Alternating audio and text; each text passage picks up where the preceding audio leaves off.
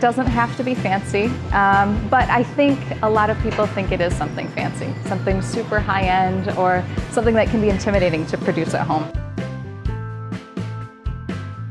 I feel like social media plays into this a little bit, you know, on Instagram with different restaurants posting or different figures that you follow. It's really fun to play with your food, to show your food, and to show art, especially with everyone's new interest into photography. It's fun to take those pictures, and I think that people seeing these posts by figures that you follow or are influenced by, it shows you that, wow, I might be able to do that at home.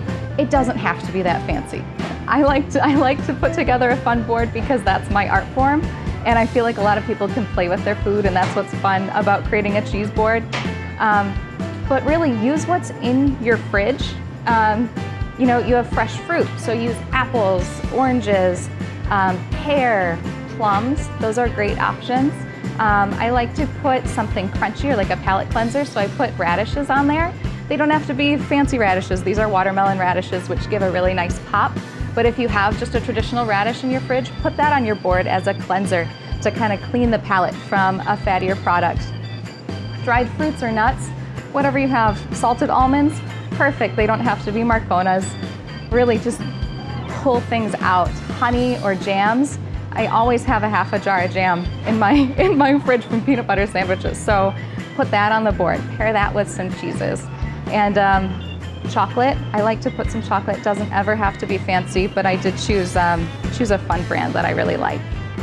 I always like to have classics or something basic that anyone, whether they're into being more experimental with cheese or less experimental, something that everyone would like.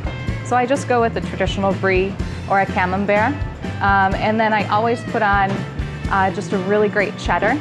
So my go-to cheddar is the Barber's Vintage.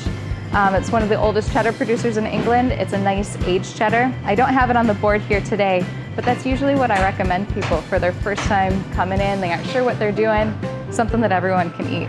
We can easily put together a tray for you, and we'll custom, kind of based on what you're looking for. We do have traditional trays, but if you do want something fancy, we're happy to do something like this here for you. But if you want to do it yourself, come on in, talk to us. Our whole deli team, our front team, we're always excited to give recommendations.